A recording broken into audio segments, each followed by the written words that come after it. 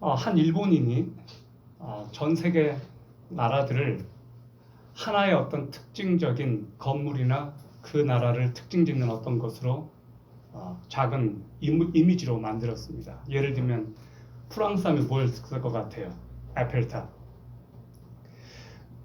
미국은 자유여신상, 일본 후지산. 자, 한국은 뭐로 그렸을까요, 이 사람은? 한국은 이 일본 사람이 어떻게 그렸냐면 아파트하고 십자가를 그렸어요. 이 일본 사람들에게 비친 한국은 밤마다 이렇게 빛나는 십자가 그리고 아파트였습니다. 1세기에 바울이 고린도 교회 성도들에게 편지를 썼습니다. 그리고 그는 이렇게 힘주어 말했습니다. 십자가의 도가 멸망받은 자들에게는 미련한 것이요 구원받는 자들에게는 하나님의 능력이 됨이라 이렇게 선포했습니다. 두 부류가 있다고 했습니다. 십자가가 멸망받는 사람들에게는 매우 미련하고 어리석게 짝이 없다. 그들 가운데는 십자가를 목걸이로 장식품으로 매다고 다니는 사람도 있어요. 자, 근데 또 다른 부류가 있습니다. 이 사람들에게는 십자가가 능력이에요. 이 사람들에게는 십자가가 자랑스러운 거예요. 바로 여러분들이죠. 여러분 바뀌셨어요? 여러분은 언제 이 십자가를 경험해 보았습니까? 그리고 여러분이 바뀌었다면 여러분이 알 것이고 누군가가 여러분의 바뀐 모습을 알 거예요. 저는 계속해서 지금 바뀌는 중이에요. 더 바뀌고 싶어요. 더 변화되고 싶어요. 예수를 만나게 되면 일어나는 특징들이 있는 것 같습니다. 첫 번째, 예수를 만나게 되면 사람들이 바뀌어요. 전에는 희미했던 목적들이, 전에는 그냥 행복하게 살고 싶다라고 하는 이런 것들이 달라져요. 나 예수를 위해서 살고 싶다. 이런 고백들을 해요. 그리고 어떤 청년들은 뛰쳐나가요. 어떤 사람들은 그 목적을 위해서 자신의 삶을 내던져요. 이것이 일어나는 변화예요. 여러분, 이런 변화가 여러분 안에도 지금 일어나고 있다고 믿어요. 우리는 구원 받을 뻔했어. 그게 있을 수 없고, 나 구원 받았어. 그거예요. 나 구원 받았어. 우리가 십자가를 중심으로 세워진 공동체에서 만났습니다. 이 공동체에서는 우리가 가진 소유나 직책이나 사회적 지위로 사람을 평가하지 않습니다. 이 공동체에서는 오직 하나님 아버지의 은혜와 영광을 경험하고 오직 주님 안에서 서로를 변화된 눈으로 봅니다. 그것이 십자가를 경험한 공동체의 특징이죠. 교회에서는 교만이 들어올 자리가 사실은 없습니다. 그래서 바깥에 있었던 모든 호칭을 다 딱지떼고 만납니다. 그래서 이곳에서는 형제님, 자매님 그렇게 만나죠. 하나님의 자비와 십자가가 아니었다면 우리는 어떻게 만날 수 있었을까요? 하나님의 자비와 그 은혜로운 십자가가 아니었다면 어떻게 우리가 이 자리에 나올 수 있었을까요? 우리에게 십자가 외에 사실 자랑할 만한 것이 있을까요? 여러분, 우리가 정말로 십자가를 경험하게 되면 바울과 똑같은 고백을 하게 될 거예요. 나는 예수 그리스도 십자가 외에 자랑할 것이 없다고. 그런데 정말로 십자가를 경험하게 되면 자식보다 그 부모님보다 누구보다 십자가가 자랑스러운 거예요. 나는 정말로 십자가를 자랑한다. 예수 믿으면 바뀐다.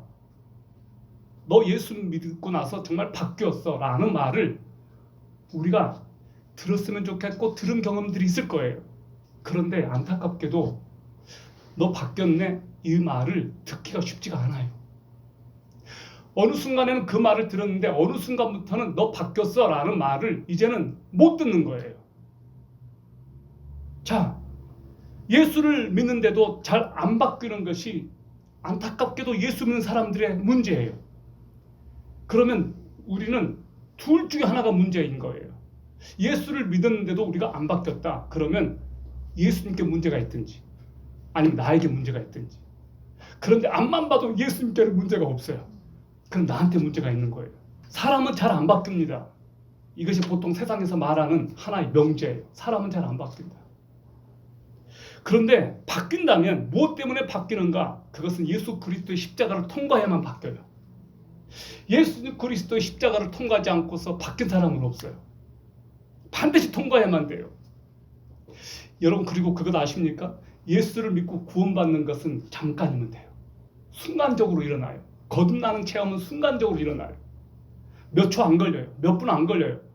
그러나 변화는 많은 시간이 걸려요. 그래서 우리가 예수 그리스도를 믿고 의롭게 되는 그것을 신학적인 용어로 칭의라고 그러고, 예수 그님의 형상을 닮아가는 것을 성화라고 그러고, 마침내 마지막 날에 우리가 예수님의 영과 완전히 하나가 되어서 천국에 가게 되는 그 순간을 영화라고 그래요. 어떤 사람은 예수 믿고 완전히 변화되어서 예수님처럼 이렇게 된 것 같지만 그 다음날 보면 또 옛날 본성이 살아나 있는 거예요. 이것이 우리의 모습이에요. 여러분, 사도 바울이 바뀐 것은 십자가를 경험했기 때문이었습니다. 베드로가 바뀐 것도 십자가를 경험했기 때문이에요. 전 여러분들 안에 위대한 변화가 일어나기를 바랍니다.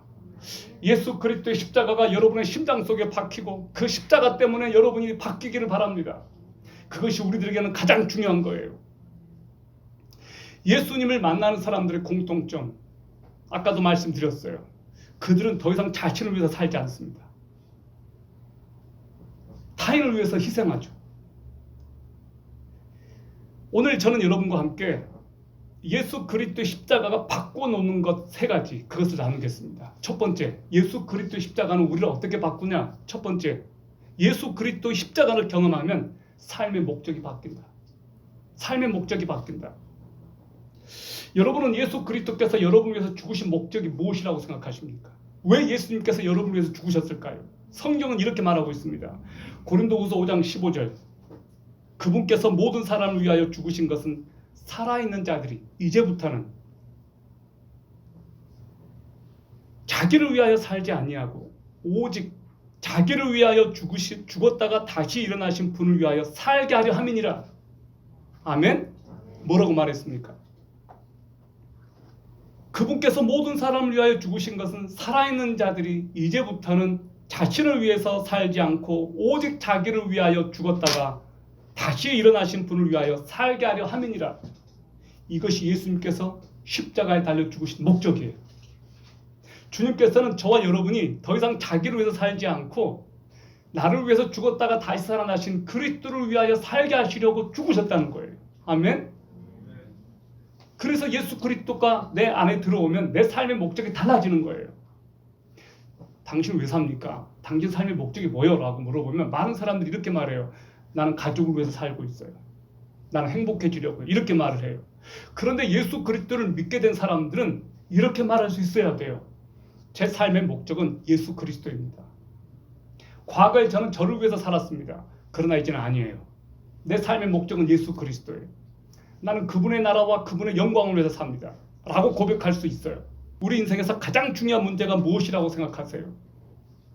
무엇을 먹고 어디에서 살고 어느 대학에 다니고 어느 직장에 다니고 얼마나 행복하게 사느냐, 이것이 우리 인생의 질과 수준을 결정하는 것이 아닙니다. 정말 우리에게 긴급하고 삶의 질이 결정되는 것은 여러분이 인생을 어디로 향하는가, 바로 그것입니다. 정말로 예수 그리스도를 만나게 되면 인생의 방향과 목적이 달라져요. 과거에는 십자가와 반대되는 방향으로 달렸다고요. 정말로 근데 예수님을 만나면 이제 십자가로 달려가게 되었어요. 방향이 달라져요. 하나님은 우리들에게 사람들을 시기하지 말고 하나님을 추구하는 사람이 되라고 말씀하십니다. 하나님 편에 서서 하나님의 목적과 당신의 목적을 일치시키라고 말합니다. 그래서 자아가 강한 사람들은 그게 힘든 거예요. 하나님의 목적과는 자꾸 엇박자로 가려고 하기 때문에. 우리는 넘어져서 목적을 상실할 때가 많아요. 예상치 못한 일 앞에 낙심하고 주저앉아 용기를 잃어버릴 때가 많아요. 그러나 그때마다 우리 주님께서는 우리들에게 찾아오셔서 다시 한번 이렇게 세우십니다. 그리고 너가 가야 될 목적지와 방향을 다시 말씀해 주세요. 비록 속도는 더딜지 몰라도 여러분이 그 방향과 그 목적을 분명히 알기를 바랍니다. 우리는 교회라고 하는 큰 배에 올라 거룩한 항해를 시작한 사람들입니다. 여기서 뛰쳐내리지 마시기 바랍니다. 끝까지 가십시오. 끝까지. 여러분, 우리는 지금 굉장히 고통스러운 터널 가운데 있을지 모르겠습니다. 터널에 있으면 멈춰서는 안 돼요. 계속 가야 돼요. 계속 가야 돼요.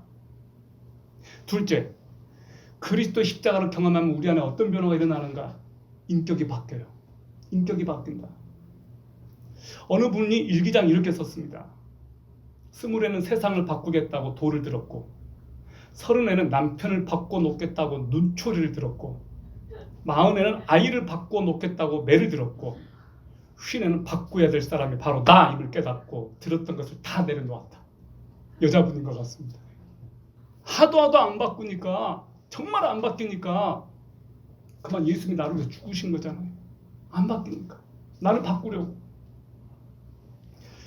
죄나 세상보다 더 깊이 다루어져야 될 것이 있다면 그게 뭐냐? 내 자아라는 거예요. 자아. 이 자아를 헬라어로 에고라고 했어요. 에고. 프로이드 심리학에 보면 이 에고가 나와요. 에고가 뭐냐? 에고는 감정이 아니에요. 감정은 이드라고 말했어요.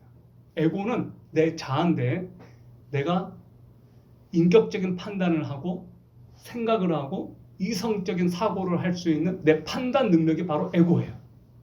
근데 이 에고마저도 인간이 타락한 이후에 이것도 엉망진창이 돼버린 거예요. 그래서 어떻게 돼버렸냐? 에고가 너무 강해져 버린 거예요. 그래서 이 에고는 온몸으로 십자가를 거부해요. 온몸으로 하나님의 말씀에 순종하는 것을 거역해요. 그래서 내 이성과 내 판단과 내 지식과 내 생각을 믿게 하죠. 이것이 안타깝지만 하나님께 자기를 복종시키는데 박살나야 되는 것이 바로 이 에고라는 거예요. 우리에게 다 에고가 있어요. 그래서 자아가 강한 사람들일수록 예수 그리스도께 자기를 내놓기가 힘들어요. 그러니까 하나님께서 꺾으세요. 엄청난 고통을 줘서라도 꺾으셔요. 이 에고는 나중심적이고 매우 이기적이고 십자가를 완강히 거부합니다. 우리의 자아는 첫 아담의 타락한 본성으로 인해 뿌리부터 부패했습니다. 여러분의 에고를 절대 신뢰하지 마셔요. 그래서는 우리 안에 새로운 기능, 새로운 의지, 새로운 지식, 새로운 감정을 주십니다. 그래서 예수를 믿기 이전에 내 감정은 내가 원하는 육적인 본성에 충실했어요. 그런데 예수를 믿고 나서의 내 감정은 하나님을 찬양하는 감정으로 바뀌어요. 진심으로 다른 사람을 긍휼히 여기는 감정으로 바뀌어요. 내 이성, 예수 그리스도를 믿기 전에 내 이성은 본성에 충실해서 있는 그대로 판단했죠. 그러나 예수 그리스도의 영이 내 안에 들어온 이후부터 내 이성은 바뀌어요. 하나님의 말씀이 판단하는 역할을 하는 것이 아니고 이제 그 말씀을 내 마음의 온 인격으로 받아들이도록 나를 준비시키죠. 여러분 놀랍지 않습니까? 성령께서 내 안에 들어오시면 내 지성과 감정과 의지가 거듭난다는 거예요. 이게 거듭나는 거예요. 똑같은 사람인데 이 안에 변화가 일어나요. 어떤 변화? 재창조의 역사. 재창조의 변화가 일어나는 거예요. 하나님은 그리스도 안에서 우리를 새롭게 재창조하십니다. 성령님은 인격을 지니셨습니다. 우리 각자에게도 인격이 있죠. 우리 안에 성령님이 들어오시면 우리 인격과 생명의 근본이 되시는 성령께서 내 안에서 어떤 작동을 하셔요. 내 인격을 바꿔가셔요. 다듬어 가세요. 여러분 날마다 그 성령님을 사모하시고 그 성령님 안에서 나를 변화시키도록 자꾸 맡기십시오. 그러면 여러분 안에 좋은 변화가 일어나요. 오늘 성경이 뭐라고 말합니까? 그런즉 누구든지 그리스도 안에 있으면 새로운 피조물이라 이전 것은 지나갔으니 보라 새 것이 되었도다라고 말해요. 이게 무슨 말씀이에요? 그리스도 안에 있으면 내가 재창조된다는 거예요. 재창조. 새로운 피조물. 뉴 크리에이션. 여러분이 지금 새로운 피조물이 되어 있습니다. 그리스도의 죽음 안에서 우리 안에 일어난 변화가 어떤 변화가 일어났느냐? 그리스도와 우리가 연합되어 있어요. 그래서 예수 그리스도 영이 내 안에 들어오면 어떤 변화가 내 안에 일어났습니까? 그리스도 안에서 죄인된 내가 죽어요. 죄된 내 자아가 죽었어요. 그래서 우리가 죄를 안 지으려고 바둥거릴 때마다 명심해야 될 것이 있어요. 너가 예수 그리스도 안에서 죽었다라는 것을 기억하는 거예요. 너가 지금 죽었다고. 너 지금 죽은 시체야. 그것을 기억해야 돼요. 자꾸 죄를 안 지으려고 한다고 죄를 안 지어지는 게 아니에요. 너가 지금 죄에 대해서, 죄의 몸에 대해서 너희가 지금 죽었다라는 것을 자꾸 인정하고 그것을 마음속에 주지시켜야 돼요. 너 죽었다. 그리스도의 죽음 안에서 여러분이 그리스도와 연합되었다라고 하는 이 신비를 꼭 기억하시기 바라요. 그래서 세례가 무엇입니까? 내가 물속에 이렇게 들어갈 때 그건 죄에 대해서 죽었다라는 것을 말해요. 물 밖으로 튀어나올 때 내가 이제는 부활했다는 것을 말해요. 죄에 대해서 죽었고 의에 대해서 살았다는 것을 내가 보여주는 거예요. 그것이 세례예요. 여러분, 여전히 옛 습관에 우리가 지배를 받고 여전히 우리가 예전 것을 즐기고 있다면 이건 어떻게 될 걸까요? 여러분, 정말 놀랍게도 그리스도를 만나게 되면 예전에 즐거워했던 것들이 이제 즐겁지 않아요. 예전에 그것 없이는 내가 못 살았던 것들이 이제 내려놓게 돼요. 우리는 어떤 갈증이 있어요. 그래서 그 어떤 그 갈증을 다른 것으로 채우려고 해요. 예수 그리스도께서 내 갈증을 해소해 주셨다면 그 안에서 여러분의 갈증이 해결되길 바랍니다. 이건 놀라운 일이에요. 과거에 술을 즐기고 매일같이 줄담배를 했고 그것 없으면 못 살았던 친구들이 어느 순간에는 술이 전혀 땡기지 않아요. 십자가에서 내 자아가 죽었다고 믿음으로 고백할 때, 나는 죽었습니다 라고 고백할 때 성령의 도우심으로 우리 주님께서 나를 바꿔가는 역사를 계속해서 이루어가는 거예요. 그러므로 여러분 고백하십시오. 나는 날마다 죽노라. 바울이 말이에요. 난 날마다 죽노라. 세 번째, 그리스도의 십자가를 만나면 어떤 변화가 일어나느냐? 가치관이 바뀌어요. 가치관이 바뀌어요. 나라는 자아가 십자가에 못 박힐 때 내 안에서 나의 가치관이 바뀐다. 이것은 어떤 변화를 말하는 걸까요? 세상적이었던 가치관이 하나님의 새로운 가치관으로 바뀝니다.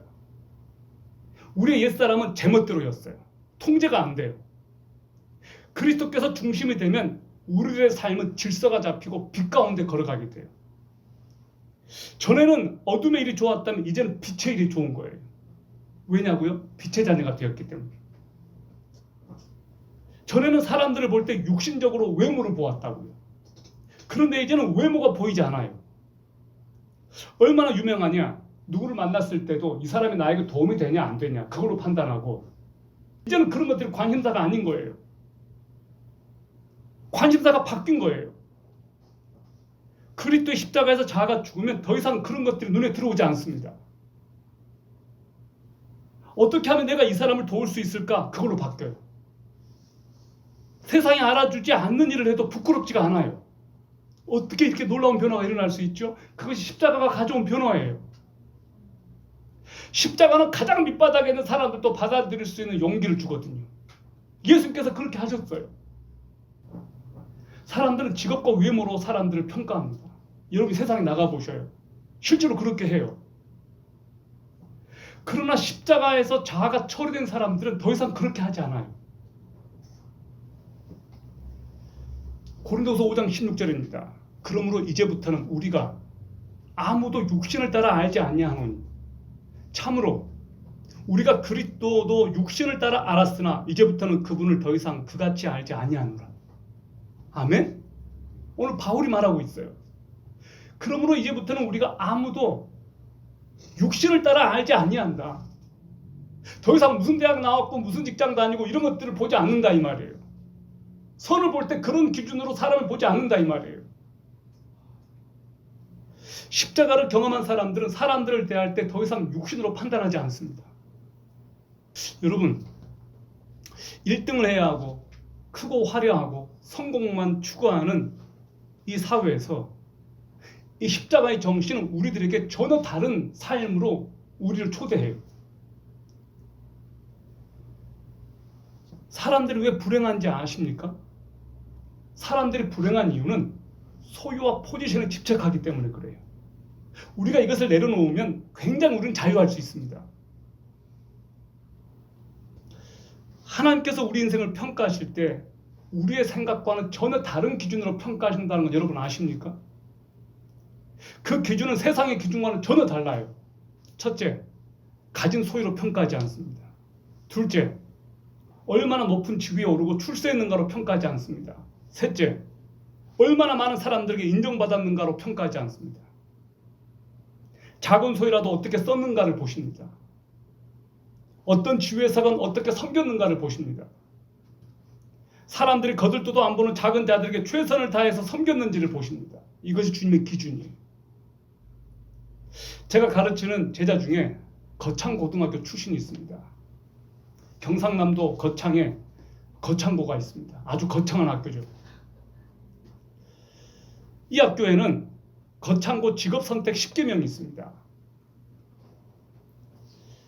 고 전영창 교장 선생님이 란 분이 미국 유학을 마치고 대학 부총장 자리를 마다하고 다 쓰러져가는 바로 이 학교에 와서 그 당시 막 학생이 10명도 채 안 되는 그런 상황인데 거기에 목숨을 거신 거예요. 그리고 그분의 아드님이 또 여기에 헌신했어요.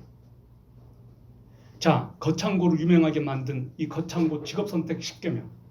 첫 번째, 월급이 적은 쪽을 택하라.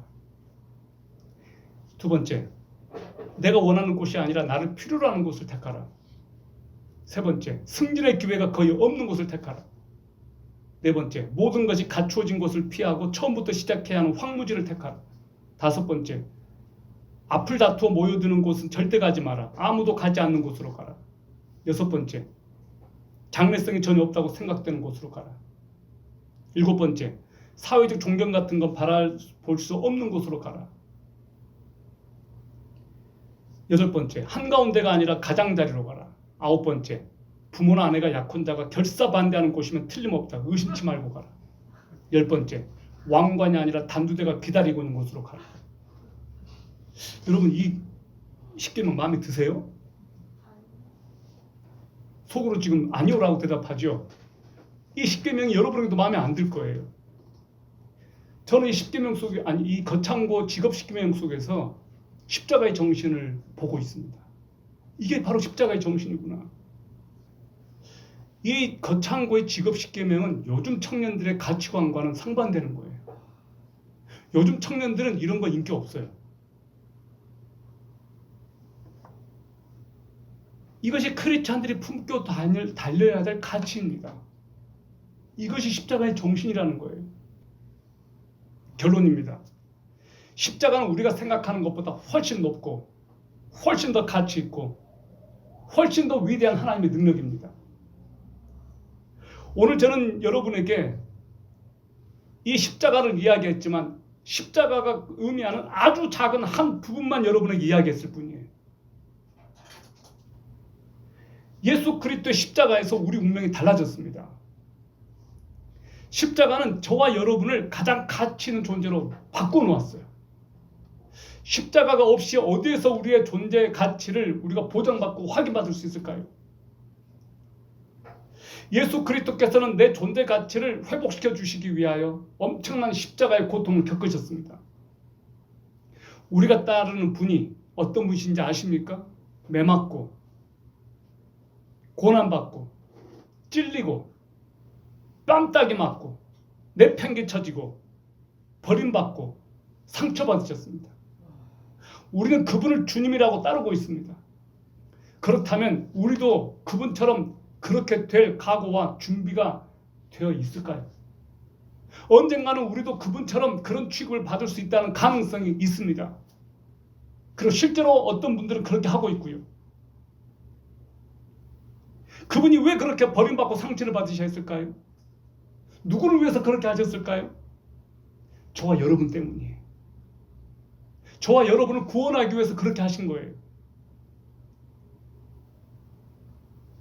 그리고 이런 일을 우리들에게도 하나님께서 하라고 하신다면 우리가 할 수 있을까요? 여러분, 아무 이유 없이 그렇게 하라고 하면 못하죠. 그러나 그것이 가치 있고 그렇게 해야만 된다면 우리는 기꺼이 할 겁니다. 제가 대학 때 가르쳤던 순원 제자가 중국 선교사로 있었습니다. 추방당했습니다. 24시간 안에 그냥 나가라고 통보를 받고 뭐 하나 챙기지를 못하고 먼저 맨몸으로 나왔습니다. 그리고 그 다음에 이제 와이프가 나왔습니다. 공안 당국들이 지켜보고 있으니까 공항에서 자기 제자들이 와 있는데 아는 척도 못하고 눈빛으로만 그렇게 교환을 하고 속으로는 울고 있었습니다. 그리고 한국으로 왔습니다. 그 선교사가 멘붕 상태에서 한 2, 3개월을 보냈습니다. 눈만 감으면 그 제자들 때문에 눈물이 나고 잊을 수가 없었대요. 그렇게 평생을 걸쳐서 그 형제들과 함께 있을 줄 알았는데 그냥 야반도주 하듯이 그냥 다 나와야 했습니다. 그런 분들이 있습니다. 그분들이 십자가가 없었다면 어떻게 그렇게 견뎠을 수 있을까? 복음이 없었다면 어떻게 그렇게 할 수 있었을까? 그 사람들은 복음 때문에 그렇게 할 수 있었어요. 그냥 오로지 예수 그리스도의 복음 때문에 그렇게 한 거예요. 그들은 예수님께서 행하셨던 것들을 조금은 흉내를 냈던 사람들이에요. 우리는 너무 잘 사는 환경이 있기 때문에 그런 환경을 만나기가 쉽지 않아요. 우리가 기어코 예수 그리스도를 전해야 되겠다고 핍박받는 환경으로 가지 않는 한 우리는 그런 일을 겪을 수 없어요. 저와 여러분의 마음속에 십자가의 정신이 다시 불타오르기를 바랍니다. 사랑하는 여러분, 예수 그리스도의 십자가는 다른 사람을 위한 것이 아니고 바로 저와 여러분을 위한 것이었습니다. 바울은 그렇게 고백했습니다. 내가 그리스도와 함께 십자가에 못 박혔나니 그런즉 이제는 내가 산 것이 아니 오직 내 안에 그리스도께서 사신 것이라.